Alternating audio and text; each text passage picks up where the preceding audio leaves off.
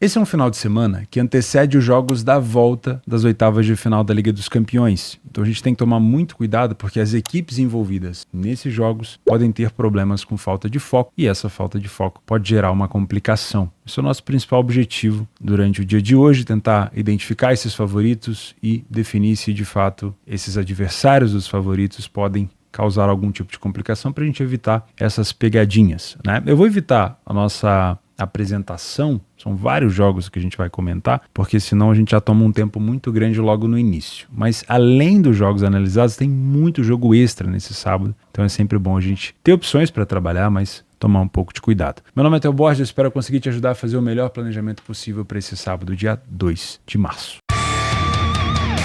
Começamos mais um planejamento, muito obrigado pela sua companhia de sempre, fazendo esse planejamento de trabalho todos os dias. Não esquece de deixar o teu like aqui embaixo para ajudar a gente a continuar alcançando novas pessoas. E claro, se você tiver algum complemento sobre esses jogos, não esquece de comentar aqui, porque você não só me ajuda muito, mas vai ajudar as outras pessoas que fazem esse planejamento aqui. Afinal de contas, é o nosso planejamento, né? Eu vou começar no jogo do Leipzig com o Bochum. Falando dessa questão de jogos que antecedem a volta da Liga dos Campeões, as oitavas de final, o Leipzig é um time que está com um problema de, vamos dizer assim, foco, né? O Leipzig tem um jogo da volta agora contra o Real Madrid na Espanha, que vai acontecer no dia 6/3. Se a gente considerar o dia de jogo, que é o dia 2 desse sábado, o Leipzig vai ter domingo, dia 3, vamos colocar aqui segunda, dia 4, terça, dia 5, porque aí você já envolve viagem, provavelmente ele vai, não sei se ele viaja no mesmo dia do jogo, mas ele deve ir para a Espanha um pouco antes, então você tem poucos dias de descanso e poucos dias de treino para poder chegar no Bernabéu. E reverter um placar, né, uma desvantagem contra o Real Madrid,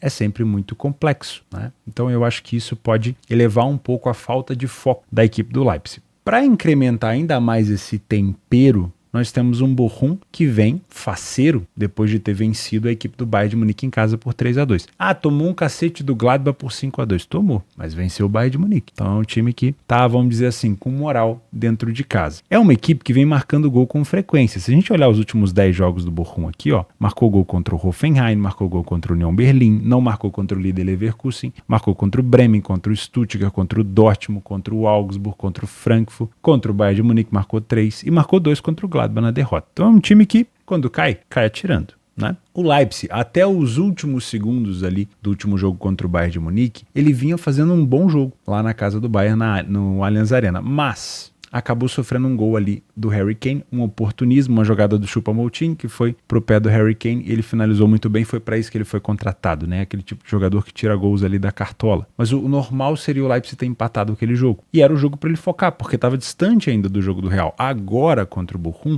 já é uma distância muito mais curta. Nós temos aqui um Leipzig que está sim focando numa vaga de Liga dos Campeões, briga direta com o Dortmund, mas não pode esquecer, igual eu falei ontem, você não pode ficar pensando só na próxima Liga dos Campeões se você está dentro dela nesse momento. Então você tem a condição de tentar buscar uma reversão de desvantagem contra o Real Madrid, tá bom? Então, eu acredito sim que o Leipzig pode entrar um pouco desfocado por aqui. Utilizando o PDF de apoio, a gente consegue perceber que o Bochum em casa é uma equipe sólida e o Leipzig fora de casa é uma equipe com problemas, né? O Bochum em casa é o 8º melhor mandante e mesmo estando lá embaixo na tabela, consegue ter uma posição como mandante muito alta, né? O Leipzig, no geral, é uma equipe que está em cima na tabela, mas se a gente pegar o recorte dos últimos 8 jogos, e foi para isso que a gente atualizou o PDF, né? Para que tivesse essa fotografia, vamos dizer assim, de como chega a equipe do Leipzig fora de casa, a gente consegue perceber que é uma equipe que vem com 4 derrotas nos últimos 8 jogos e é uma equipe que vem de 2 vitórias apenas nos últimos 8 jogos. Então não dá para diferenciar tanto assim as duas equipes. Por mais que o Leipzig hoje tenha um elenco melhor. No quesito fora e dentro de casa, o Bochum ele consegue igualar um pouco esse confronto. O Bochum tem mais iniciativa, tem praticamente o mesmo número de gols marcados, né?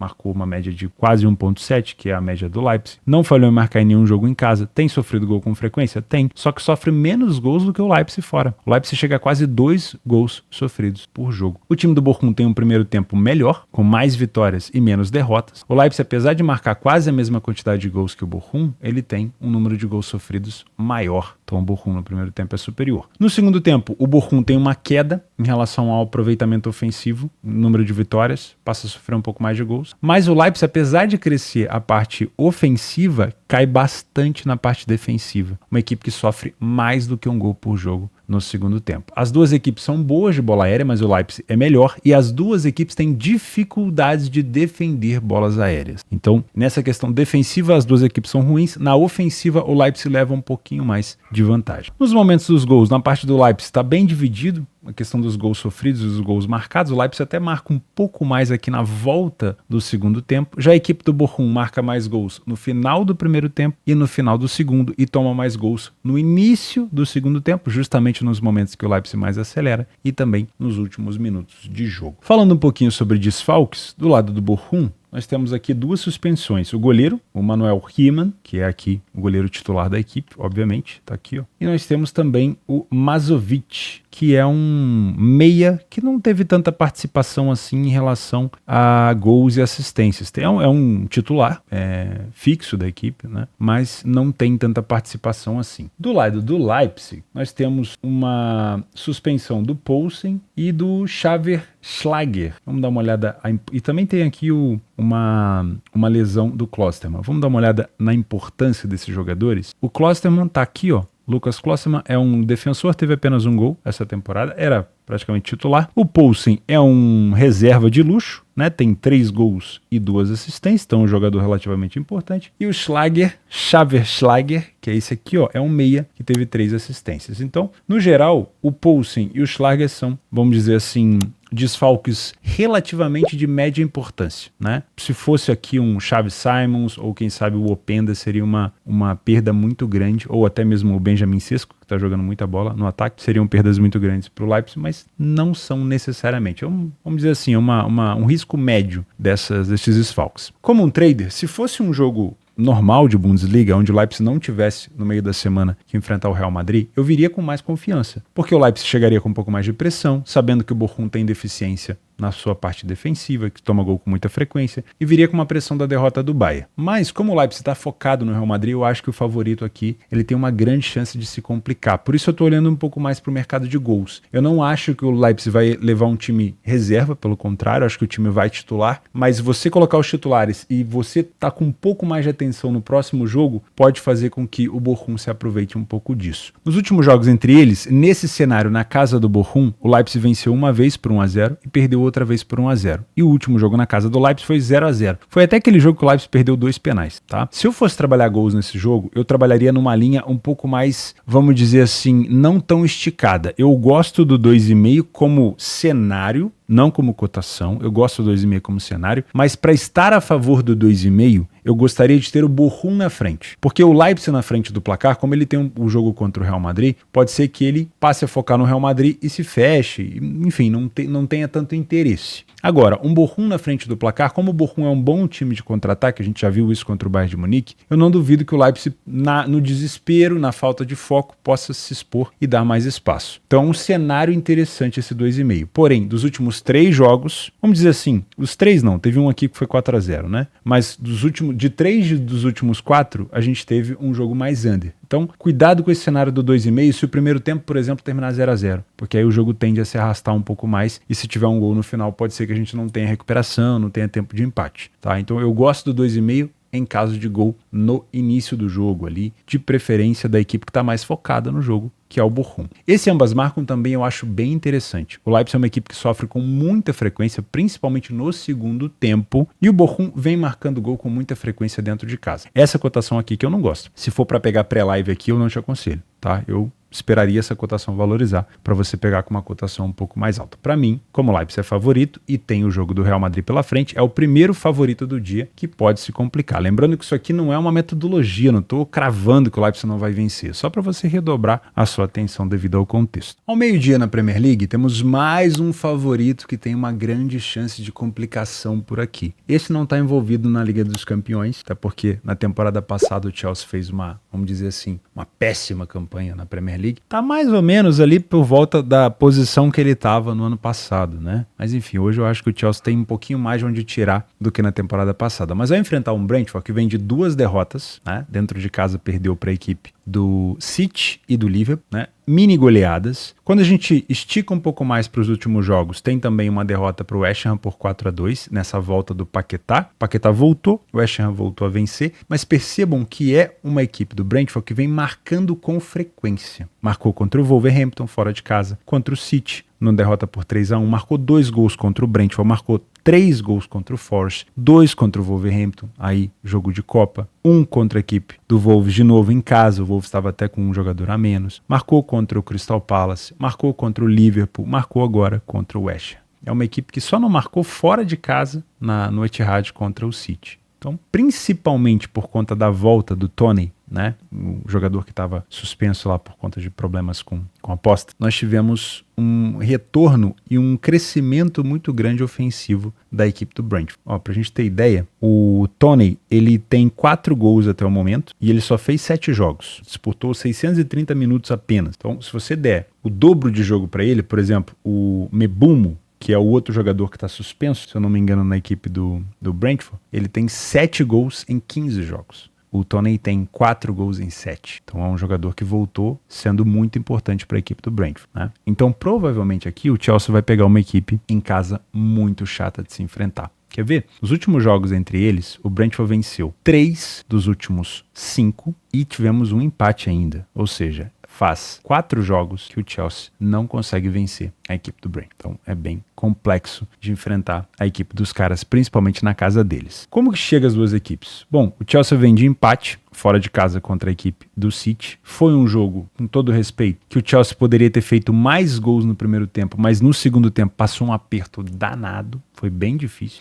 Antes disso, tinha vencido o Crystal Palace por 3-1. Um jogo que parecia, vamos dizer assim, complicado, mas o Chelsea descomplicou, desbloqueou no final e também veio de uma classificação na FA Cup contra a equipe do Aston Villa. O time do Brentford, apesar das derrotas, quando a gente filtra as derrotas do Brentford, a gente consegue ver que foram derrotas recentes contra grandes equipes, né? Perder para o City e perder para o Liverpool, com todo respeito ao Brentford, são derrotas normais, né? O Chelsea fora de casa tem praticamente os mesmos números do Brentford em relação a vitórias. A iniciativa do Brentford é maior, o Brentford falha menos em marcar. O número de gols marcados e sofridos é muito, muito parecido, só que aqui no mercado nós temos um favorito, claro. Então, o mercado está pesando um pouco mais a questão da camisa. No primeiro tempo, não temos superioridade em nenhuma das duas equipes, é muito parecido, né? Porém, a equipe do Brentford se mostra muito forte ofensivamente, não é só o Chelsea. Inclusive marca mais gols do que o Chelsea por aqui. Na segunda etapa, as duas equipes têm queda defensiva. 15 gols sofridos para cada uma, mais do que um gol por segundo tempo sofrido.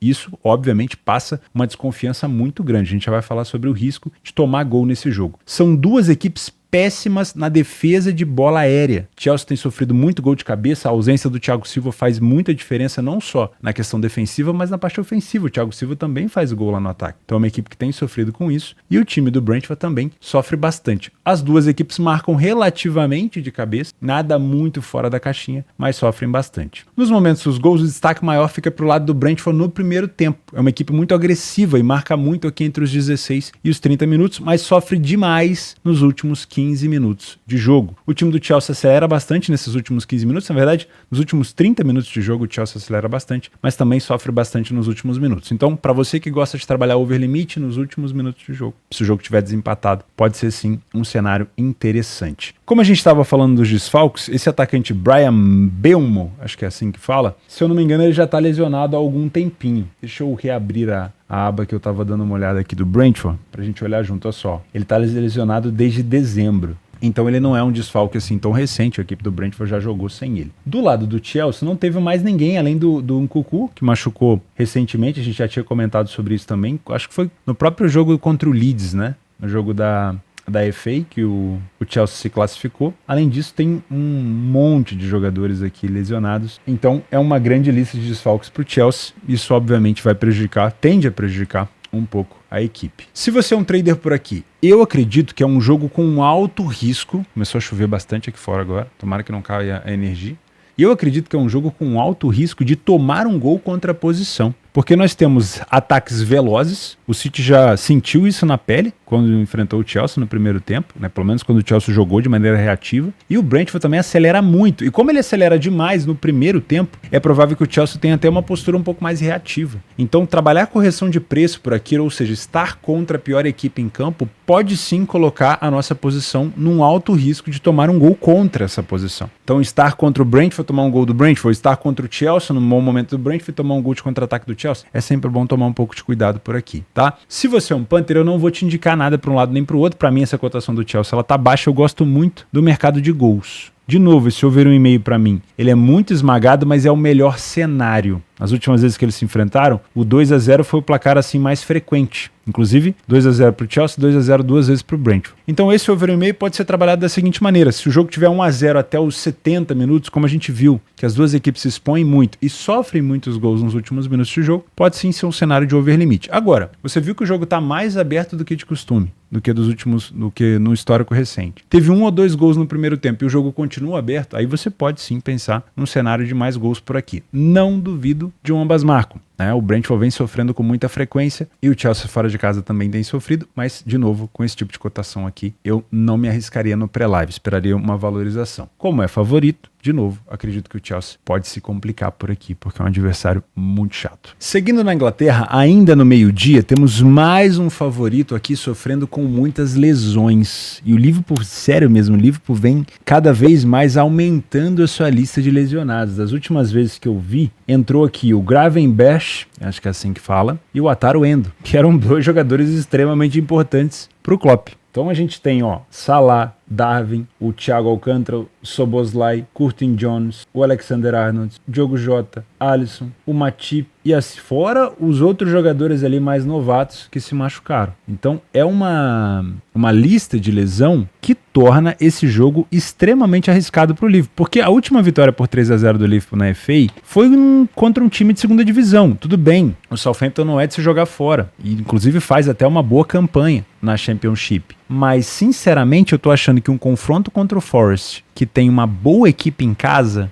pode ser sim um confronto duríssimo aqui para a equipe do Klopp. O Liverpool vem de vitória fora de casa. Foram 5 vitórias nos últimos 8 jogos e teve uma derrota. Vamos pegar aqui, essa derrota foi para o Arsenal, né? 3-1. Venceu o Bournemouth por 4-0, empatou com o Fulham, aqui já era FA Cup. Venceu a equipe do Brentford e venceu a equipe do Chelsea agora na final, na prorrogação da Copa da Liga Inglesa. Então, como visitante, o Liverpool é o terceiro melhor visitante, é o líder isolado na tabela, vai pegar um Forest que em casa é uma equipe chata, mas não tá numa excelente colocação, como teve na temporada passada, né, o desempenho. E na posição geral, é um time que foi praticamente empurrado para perto da zona de rebaixamento, porque o Everton recuperou aqui pelo menos metade dos seus pontos. O Everton estava lá embaixo, recuperou, se eu não me engano, 5 pontos dos 10 perdidos e foi impulsionado um pouquinho, empurrando o Brentford e o Forest um pouco para baixo. O time do Forest marca com frequência em casa, mas marca menos do que o Liverpool e sofre um pouco mais de gol. Na questão de iniciativa, o Forest é melhor. Mas perceba o seguinte, por isso que eu fiz a modificação no PDF de apoio, principalmente por conta do Liverpool, né, que me levou a fazer isso. Quando essa temporada da Premier League começou, o Liverpool começou rateando muito. Ele tinha vitórias, mas na maioria das vezes ele tinha que virar os jogos. Então a gente olhava para as porcentagens de primeiro a marcar do Liverpool, era sempre muito baixinha. E a gente pensava, poxa, não é uma equipe de iniciativa. E realmente no início não era. Era uma equipe que quase sempre tinha que virar o placar fora de casa. Nesse momento a gente consegue já perceber aqui em cima que o Liverpool chega muito mais forte. Então sim, ele ainda tem os resquícios lá dos primeiros jogos fora, onde ele não conseguia de fato sair na frente do placar, mas ele já melhorou muito. Ele vem num momento muito bom. Qual que é o grande problema do Liverpool? Lesão. A lesão aqui dos principais jogadores da frente é um problema gravíssimo, né? No primeiro tempo, o Liverpool e o Forest marcaram praticamente a mesma quantidade de gols, sofreram também, então é muito difícil de cravar aqui uma superioridade. Porém, na segunda etapa, com a mão do treinador, o Liverpool tem mais gols marcados e menos gols sofridos, mais vitórias e menos derrotas. Aqui a gente tem o melhor momento ofensivo do Forest, mas também o pior momento defensivo. É tanto uma equipe que marca uma média de um gol por jogo no segundo tempo, mas que também sofre uma média de um gol por jogo no segundo tempo. Então é uma equipe que não passa confiança na segunda etapa. É uma equipe que marca muito de cabeça. O Liverpool também tem marcado muito, inclusive agora voltou a marcar o Van Dijk, né? Isso é uma arma da equipe, mas o Forest sofre demais nesse fundamento defensivo, nessa bola aérea. Então o Liverpool pode encontrar aqui caminho, mesmo com tanto desfalque, para tentar buscar uma vitória por meio das bolas aéreas. Fora de casa, raras são as equipes na Premier League e talvez na Europa inteira que acelera tanto nos últimos minutos como o Liverpool. 50% dos gols marcados pelo Liverpool fora foram depois do minuto 76, né? No finalzinho, aquela zona que a gente chama ali de zona do overlimite.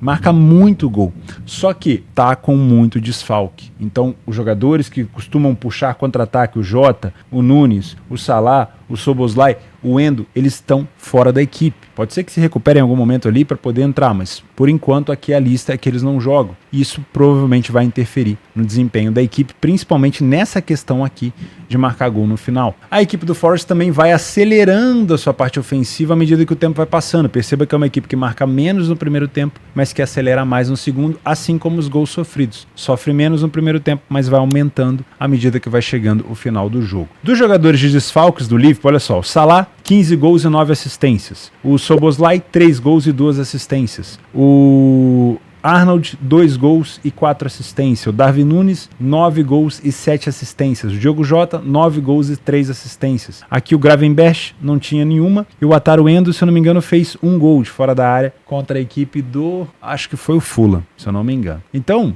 a gente tem que tomar um pouco de cuidado com esses desfalques ofensivos do Liverpool, né? Isso aí a gente não pode ignorar. Se você é um trader por aqui, o meu conselho para você é não fazer nada no pré-live. Essa cotação de 1,53 com o Liverpool totalmente remendado, na minha humilde opinião, não tem valor. Ele pode até vencer, mas com esse time remendado assim, cheio de garotos, lembrando que o Forest não é um time da segunda divisão, um time de primeira divisão, mesmo vivendo ali uma fase mais frágil lá embaixo na tabela, eu acho essa cotação do Liverpool muito amassada, tá? Para trabalhar a favor do Liverpool por aqui, se você quiser correr esse risco, porque com esses desfalques para mim é um risco maior, eu pegaria uma cotação mais alta, tá? Mas para mim é um jogo onde o Liverpool tende a se complicar. Então, se o Liverpool não demonstrar para mim uma superioridade muito grande no primeiro tempo, um massacre no primeiro tempo, com uma marcação-pressão muito forte, eu não vou me posicionar nem contra o Forest, nem a favor do Liverpool. Se você é um punter por aqui, se quiser trabalhar a favor do Liverpool, por sua conta e risco, com uma cotação um pouco mais alta. Das últimas vezes que eles se enfrentaram, principalmente na casa do Forest, 1-0 e 1-0. Eu acredito que esse desfalque ofensivo do Liverpool vai influenciar bastante na parte ofensiva, tá? Não acho que esse jogo vai se repetir aqui o que aconteceu contra o Southampton, que mesmo a garotada entrando, o Liverpool conseguiu marcar 3 gols. Então eu tô vendo esse jogo para um cenário um pouco mais under. E esse under 3,5 gols, pagando 1,73, eu tô achando extremamente agressivo. Eu não trabalho under, confesso pra vocês, não tenho nenhum interesse de colocar dinheiro aí, não tá nas minhas metodologias. Eu não tenho nenhum interesse de colocar dinheiro aí, não está nas minhas metodologias de trabalho, mas com essa quantidade de desfalque ofensivo, o Forest enfrentando o líder do campeonato, podendo pontuar em casa, coisa que a maioria dos adversários diretos contra o rebaixamento não conseguiram, eu vejo um Forest tentando se fechar nesse jogo. E um Liverpool tendo problemas para marcar gol. Tem lá o Luiz Dias? Tem o Luiz Dias. Tem outros jogadores também ali da parte da garotada. Mas 1,73 é uma cotação muito alta para esse jogo, para um under 3,5. Será que é um sinal? Não sei se é um sinal bom ou ruim, mas eu tô achando essa odd de under 3,5 aqui muito alta, muito alta.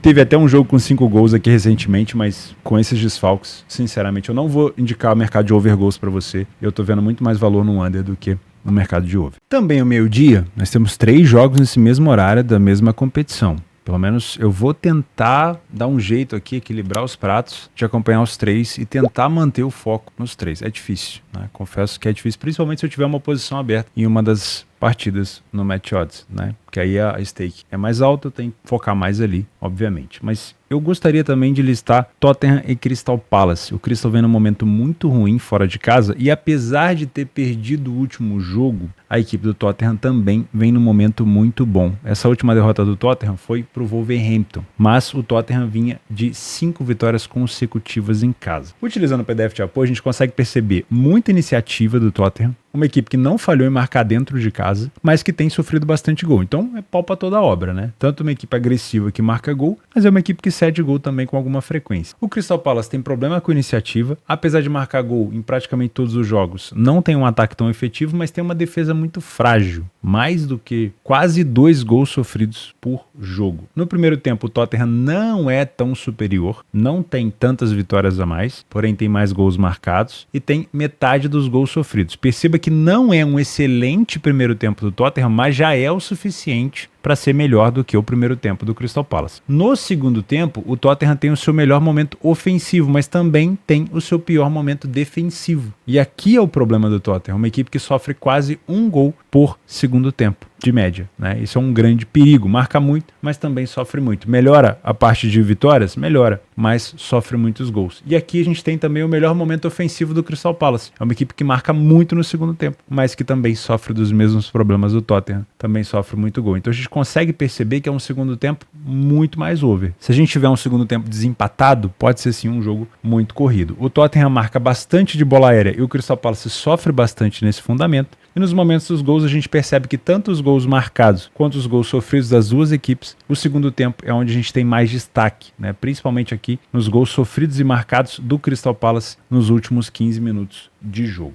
Em relação aos desfalques, o time do Crystal Palace não tem um desfalque relevante. Os jogadores desfalcados estão há bastante tempo lesionados. Do lado do Tottenham, a gente tem aqui o Pedro Porro, que é responsável por 7 assistências da equipe, também marcou gol em Copa, é um jogador muito bom. O Doguier, acho que é assim o Dog, deve ser assim que se pronuncia, tem 2 gols e 3 assistências, também está lesionado. Então, é um nível que a gente pode listar aqui de desfalque de médio para baixo, né? Levando em consideração as assistências ali do Pedro Porro. Eu venho para esse jogo com uma ideia de tentar buscar uma aceleração do Tottenham no primeiro tempo para trabalhar esse back favorito. Para você que é um trader, assim como eu, acho que pode ser interessante. Desde que o Crystal Palace continue tendo dificuldade de marcar gol no primeiro tempo e não apresente muitas jogadas de contra-ataque para cima da defesa do Tottenham. Então eu preciso de um Tottenham mordendo na marcação e recuperando a segunda bola e ganhando o duelo. É isso que eu preciso para a gente continuar trabalhando essa superioridade do Tottenham. Do contrário, eu vou ficar de fora. No segundo tempo, eu já não te aconselho trabalhar mercado de match odds. Eu acho que é muito mais pro mercado de gols. É onde o Tottenham mais marca e mais sofre e é onde o Crystal Palace mais marca e mais sofre. Das últimas vezes que eles se enfrentaram, na casa do Tottenham, 3-0, 1-0 e aí nos jogos fora de casa o Tottenham venceu por 2-1, 4-0 e o Crystal venceu aqui uma por 3-0. Então foram 4 vitórias consecutivas do Tottenham. Se o Tottenham vencer o primeiro tempo, se ele chegar com 1-0 pro segundo tempo, como a fase do Crystal Palace é bem complicada nos últimos jogos, eu não duvido que o Crystal se exponha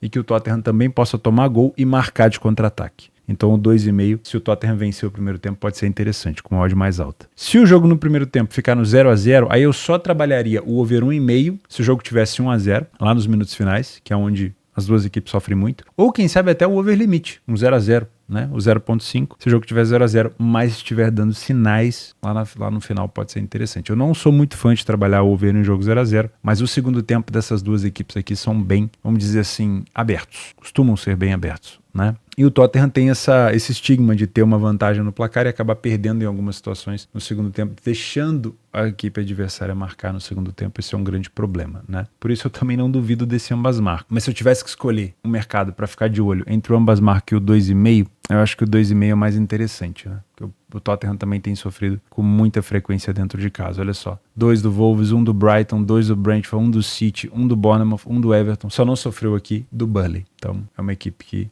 também sofre com muita frequência. Para mim é um favorito que tem mais condição de vitória, né? Pelo menos os adversários, as questões de desfalques, o Tottenham, apesar de ter perdido para o Wolves no último jogo, vem numa sequência muito boa dentro de casa. E o Richarlison foi relacionado para a seleção de novo, né, pelo Dorival, então pode estar motivado aqui, querendo mostrar serviço com gols. 1h da tarde, no meio dessa confusão toda, nós temos Fenerbahçe. Afinal de contas, um apostador sem um jogo turco no sábado é apenas um menino, né? A gente não pode ignorar essa pirotecnia que está rolando na Turquia e o Fenerbahçe, que foi eliminado da Copa da Turquia, assim como o Galatasaray, que também foi eliminado na Copa da Turquia, vão entrar em campo nesse final de semana e o Fenerbahçe tem a obrigação de vencer se não quiser ver o Galatasaray abrindo 5 pontos de distância. E foi mais ou menos por aí, na temporada passada, que o Fenerbahçe viu o Galatasaray abrindo pontuação, e aí ficou difícil de pegar. E ele acabou amargando ali a terceira colocação, se eu não me engano, porque o time do Beşiktaş ainda, no finalzinho, ainda pegou a terceira colocação. Então acabou perdendo o título bem no final. E é um adversário, o Hatayspor, que não assusta tanto em relação à posição na tabela, mas olha só que curioso, como mandante, é uma das equipes que menos perdeu dentro de casa. Apenas 2 derrotas em 13 jogos. Será que a gente vai ter um Fenerbahçe se complicando de novo nesses jogos recentes? Bom, os últimos jogos do Fener fora de casa, 7 vitórias consecutivas. Isso obviamente coloca a cotação do Fenerbahçe lá embaixo. Uma equipe com muita iniciativa, saiu na frente em mais de 80% dos jogos, 92% de vitórias, falha pouquíssimo em marcar e sofre poucos gols. Apesar de oferecer bastante oportunidade, tem sofrido poucos gols. O time do Hatayspor não tem muita coisa para se elogiar. É uma equipe que marca com alguma frequência dentro de casa, mas tem mais do que um gol sofrido por jogo. Não tem tanta iniciativa, não tem tantas vitórias.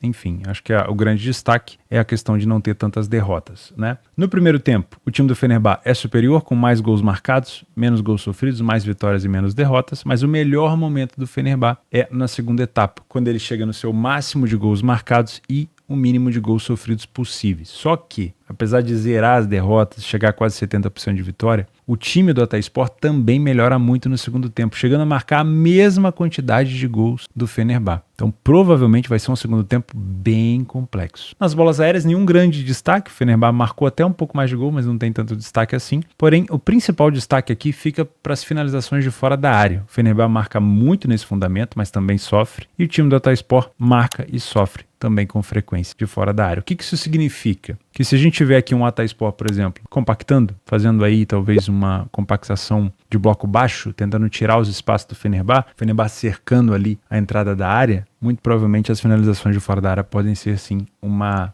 saída por aqui. Nos momentos dos gols marcados, a gente percebe que o time do Hatayspor acelera muito no segundo tempo e tem os seus gols sofridos nas extremidades, tanto no final do primeiro quanto no final do segundo tempo. A equipe do Fenerbahçe sofre um pouco mais no primeiro tempo e marca com mais frequência também nas extremidades, final do primeiro tempo e final do segundo tempo. Não temos tantos desfalques relevantes por aqui, além do que a gente já tinha. Tem uma suspensão aqui de cartão amarelo apenas para o lado do time do Fenerbahçe, que é esse jogador aqui, ó, Alexander, com apenas um gol marcado, não é tão relevante assim. Então é provável que o Fenerbahçe venha completo, venha mordido por conta da eliminação na Copa da Turquia, mas vai pegar um adversário aqui que perde pouco. Só que perder pouco não quer dizer que ele vai conseguir segurar o Fenerbahçe. Vamos ver se isso de fato vai acontecer. Para mim é uma cotação justa do Fener. Se você é um trader, você pode buscar aqui no primeiro tempo uma superioridade para tentar encontrar o primeiro gol, se tiver realmente um momento de pressão, mas vem acontecendo com frequência nos jogos do Fenerbahçe ele sair atrás do placar para tentar buscar recuperação. No jogo da Copa não deu certo. Contra o Rizespor teve que buscar virada, contra o Kazim-Pasa teve que buscar virada, contra o Ankaraguçu saiu atrás e não conseguiu virar, então tem sido frequente. Se você quer uma cotação um pouco mais elevada, considere esperar talvez uma complicação do Fenerbahçe por aqui, né? Ele saindo atrás do placar, tentar buscar uma virada, ou ele tendo dificuldade para marcar o seu gol para você pegar um gol mais tardio, tá? Essa cotação aqui para pré-live em longo prazo, eu não acho que tenha valor, é uma cotação justa, e em cotações justas, obviamente, a casa de aposta vai enfiar dinheiro no bolso no longo prazo, tá? Às 17 horas na La Liga, o líder Real Madrid enfrenta o Valência. O Real vai contar provavelmente ali com o retorno de alguns lesionados. Talvez o Bellingham já esteja em campo, é provável o retorno, mas não sei se vem como titular, né? Pelo menos é o que informa aqui algum site. O Rossello, o atacante, machucou o joelho, se eu não me engano, e não deve jogar, mas enfim, não acho que é o melhor atacante do Real Madrid, é o que o Real Madrid tem. Mas eu acredito que talvez a melhor notícia para o Real seja o retorno um pouco dos jogadores ali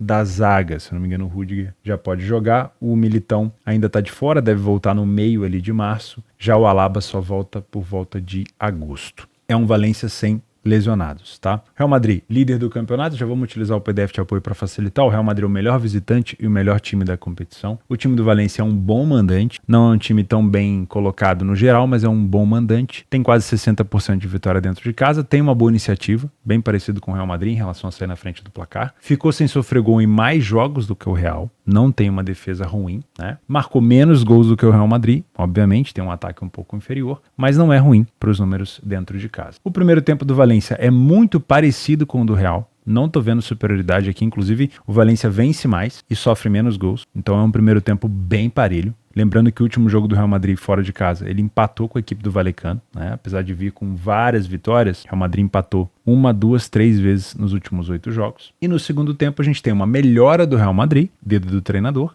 né? O Real Madrid aumenta muito os gols marcados, reduz ainda os gols sofridos, aumenta o número de vitórias. Já o Valência continua sofrendo pouco gol, mas aí diminui o número de vitórias e passa a marcar menos, né? O Real Madrid marca mais de cabeça, o retorno talvez possível, né? O retorno do Rüdiger também ajuda muito nisso, é um jogador que marca bastante nesse fundamento, porém o Rossello também marca nesse fundamento e a ausência. E o time do Valência sofre muito nesse tipo de situação. Nos momentos dos gols, o Valência tem um maior destaque para o início, né, os primeiros 15 minutos, até os 30 o Valência costuma marcar alguns gols. Já o Real Madrid marca mais nos últimos minutos de jogo, né, nos últimos 30 minutos. E sofre bastante justamente nos momentos onde o Valência marca lá no início. É bom tomar um pouco de cuidado com isso, tá? Se você é um trader por aqui, balanceando ali desfalques e retorno, né? Possível retorno do Rüdiger, desfalque do Rossello, talvez um retorno do Bellingham, não sei se já como titular. O Real Madrid é sim uma equipe capaz de vencer o Valência. Porém, o Valência é uma equipe muito chata, com uma defesa muito sólida. Fazer gol no Valência aqui é bem mais complexo. E o Real Madrid vem de um empate 1-1 com o Vallecano, o que fez com que o Girona se aproximasse novamente do Real Madrid. Girona que venceu o seu jogo dentro de casa, né? Se empatar de novo ou se até perder, o Girona vai voltar a sonhar com uma aproximação. Como a cotação do Valência está por volta de 5,5 quase, já é uma cotação um pouco mais elevada. Para que eu trabalhe contra o Valência nesse jogo no trade, eu preciso de um Real Madrid muito forte na marcação, de preferência mantendo o Valência no seu campo defensivo, porque para tomar contra-ataque, trabalhando em cotações acima de 5, próximo de 6, já é um pouco mais complexo, porque a cotação não vai subir tanto. Então, buscar correção de preço nesse tipo de cenário é ir um pouco contra a realidade do jogo, né?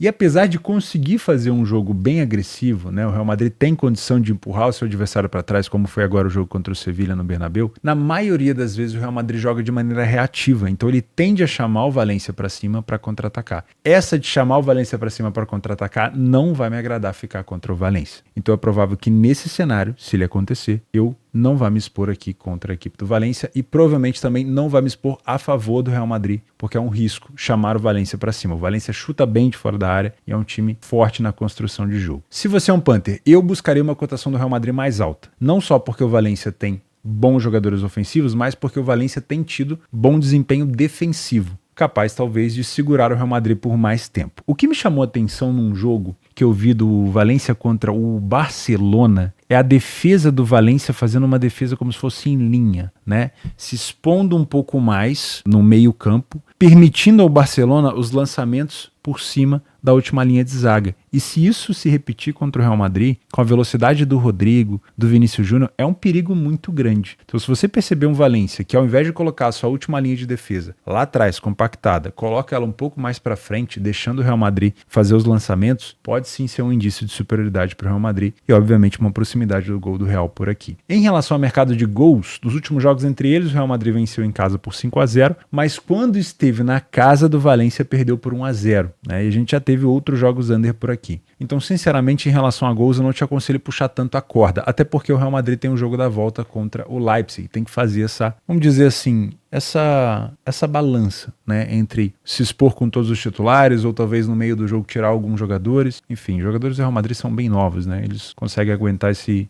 tranco aí de vários jogos ao mesmo tempo, mas ainda assim tem jogadores importantes, como é o caso do Bellingham voltando de lesão. Talvez ele só jogue ali no segundo tempo e olhe lá para poupar para o jogo do Leipzig. Então eu não iria tão forte assim no mercado de gols. Se o mercado de undergoals estivesse pagando tanto como aquele jogo do Liverpool, eu iria até comentar sobre ele, mas a cotação tá justa por aqui, então eu nem vou te indicar nada em relação a gols não. Provavelmente eu mesmo não vou trabalhar nesse mercado. Por ser um jogo contra uma boa defesa e um jogo antes das oitavas de final da Champions, mesmo com o Real Madrid com vantagem, eu vejo um Real Madrid podendo se complicar por aqui. Agora, se o Valência fizer aquela última linha defensiva que ficou na minha cabeça contra o Barcelona, o Real provavelmente vai encontrar espaços nesses contra-ataques, nesses lançamentos, né? Vamos aos nossos jogos extras. Prepara a lista porque tem... Aliás, prepara não, porque a lista fica aqui no Radar Esportivo, é só você clicar aqui embaixo, tá? Mas vamos lá, tem o Rangers contra o Motherwell. O Rangers venceu de virada o seu último jogo, contra o Kilmarnock, precisa continuar vencendo porque o Celtic agora, a tendência é que o Celtic não vacile mais. Cuidado com essas cotações esmagadas, tá? O Braga também pega uma equipe mais acessível, que é o Estrela da Amadora, mas é uma equipe agressiva. Também pode ser um jogo até para gols. Favoritos que podem se complicar, já falamos do Leipzig, do Chelsea, do Liverpool, tem a Roma, que pega o Monza. O Monza complicou a vida do Milan recentemente. Por mais que a Roma esteja num momento relativamente bom com o seu novo treinador, ainda assim é um adversário bem complexo. E o Real Madrid, que a gente acabou de falar, também por proximidade com a Champions e tudo mais. Nos jogos para gols, temos a segunda divisão da Alemanha, o Hannover pega o Fortuna, que é confronto direto ali em busca, talvez, de uma aproximação com a terceira colocação, que dá vaga nos playoffs. Hansa Rostock e Kaiserslautern, eu traria mais por conta do Kaiserslautern, que é um time bem pirotécnico. Nuremberg e Braunschweig, Nuremberg numa temporada bem mais agressiva, né, sofrendo muito gol principalmente. E o Karlsruhe contra o Greuther Fürth. Também aqui um confronto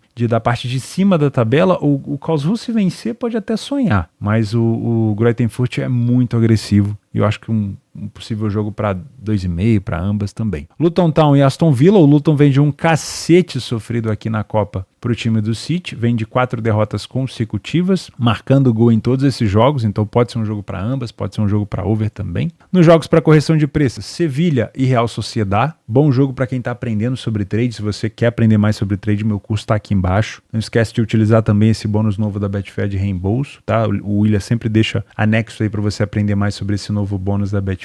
Union Berlim e Borussia Dortmund, não comentei do Dortmund porque eu acho esse jogo bem parelho, tá? Eu acho que é um jogo bem truncado pro Dortmund aqui. O Union Berlim é uma equipe chata, melhorou um pouco depois daquela queda, depois que foi eliminado da Champions League. Enfim, toma cuidado. Tomar cuidado em jogos do Dortmund é sempre uma boa atitude a se fazer. O Heidenheim vem muito bem, vem complicando a vida de todo mundo, marcou gol nos últimos 9 dos últimos 10 jogos, enfrenta o Frankfurt e o Wolfsburg pega o Stuttgart. Tudo jogo aqui interessante para quem trabalha correção de preço. Na Inglaterra tem o Everton com o West Ham, o Everton um pouco mais motivado com o retorno de 5 pontos na tabela, né, da recuperação, e o West Ham motivado pela volta do Paquetá e pela volta às vitórias. Nos jogos extras, Championship, o jogo do Leeds. Na primeira divisão da Alemanha tem o Mainz com o Borussia Mönchengladbach, que vem de vitória. O Darmstadt enfrenta o Augsburg. De novo na Championship, o Leicester, que se classificou na FA Cup, eliminando um time de primeira divisão. Quem foi mesmo? O Bournemouth. Isso. Temos o Fulham contra o Brighton, Premier League. Newcastle e Wolverhampton.